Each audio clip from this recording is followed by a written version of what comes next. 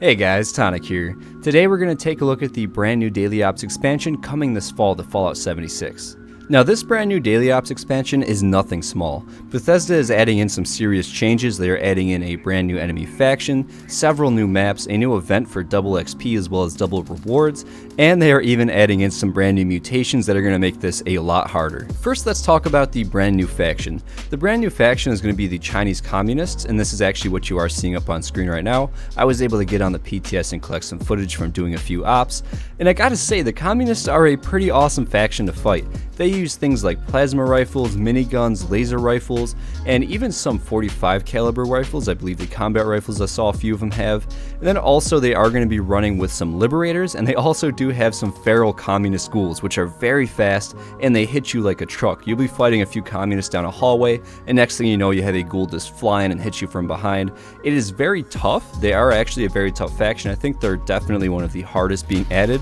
Even down to their very last boss. The very last boss is a giant ghoul in some power armor using a pepper shaker, I believe it was, and he was dealing some very serious damage to me, and it was just really cool to see this many communists at once on screen. Normally in Fallout games they are very rare and you don't really see them too often, so seeing so many at once kind of acting as a cohesive unit is just very neat to see, and I think that a lot of people are going to really like this addition of this faction. So now let's talk about the brand new maps being added into the map rotation. We have the Arctos Pharma Biolab, which you are seeing right now. We also do have the Watoga High School, which is going to be pretty sick because that is a much smaller location, and the event, the Monster Mash that happens there, does seem to run pretty well, so that might be a really cool area for some very quick daily ops. Then we also do have the Uncanny Caverns, which we just got reacquainted with the last Steel Rain questline.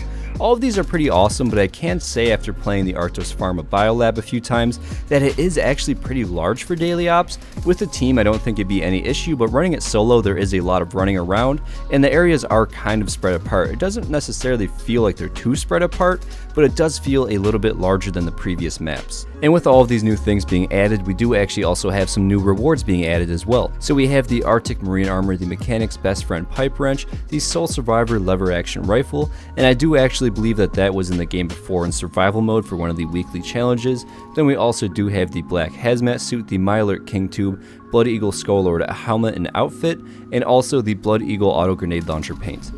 And so we have one last thing to talk about, and this is actually what I think is the biggest thing being added in with Daily Ops, and this is going to be double mutation weekend events. They're actually going to be making Daily Ops harder for some weekends, and at the same time giving you better rewards for this. So we have during double mutation events, Daily Ops will be randomized each day with enemies who have one of 8 unique combinations of 2 different mutations. And so then it also does give a time frame on this. Double mutation weekend events will typically run every other weekend from Thursday to Monday, starting and ending at a normal daily ops reset time. In the PTS, double mutations are currently set to remain active for the duration of this playtest phase, and here we have all of them right here. So these are actually going to be a few of the best rewards that you can get, or a few of the increased reward spawns that you get from these events. You have 2 to 6 legendary cores for each time that you do this at Elder tier, double XP during every daily ops playthrough, and double the in-game currency rewards for every daily ops playthrough. So this is actually kind of cool, because I wonder if this will actually stack with lunchboxes so you can get 3 times the XP, because if you can, then that actually will be a viable way to farm XP, and that is actually kind of interesting. Then we have right here all of the combinations. So we have Blistering Cold, where they will have Freezing Touch and Swift Foot. Chilling Mend is going to have Freezing Touch and Group Regeneration. Clouded Toxins are going to have Active Camouflage and Toxic Blood mutations. Relentless is going to have Resilient and Group Regeneration. This one will be very tough, because then when you actually get the enemy down all the way to hit them with your rifle, they may regenerate and it will take a few hits to get them down. That's going to be very tough. We have Stinging Frost, which is Freezing Touch and Toxic Blood mutations. Swift Stalker is going to be Active Camouflage and Swift Footed mutations.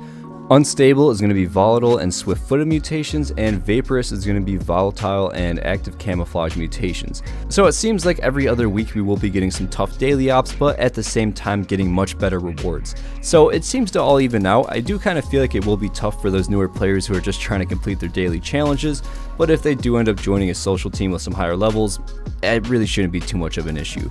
But that is actually pretty much everything that is going to be introduced with this new Daily Ops update, so I do want to give a massive thank you to everybody who stopped by and watched, and as always, a massive thank you to all of the channel members: Lanthar, Robert Kennard, Anna Reestes, Fallout McFly, Captain Awesome, Citizen Girl, Chad of Fallout 76 Podcast, Asdeath93, Heather Henderson, Yosevated, Patrick Ruda, 23 Icefire, Jay Smith, Argent Deer, Bowser Double Frang, Ice Cream Manny, Chris Decker, Theodore, Digital Aardvark, Lone Samurai OG, DFN Gaming, Christy Mellon Schwitz. You guys are amazing. I love you guys, and have a great week.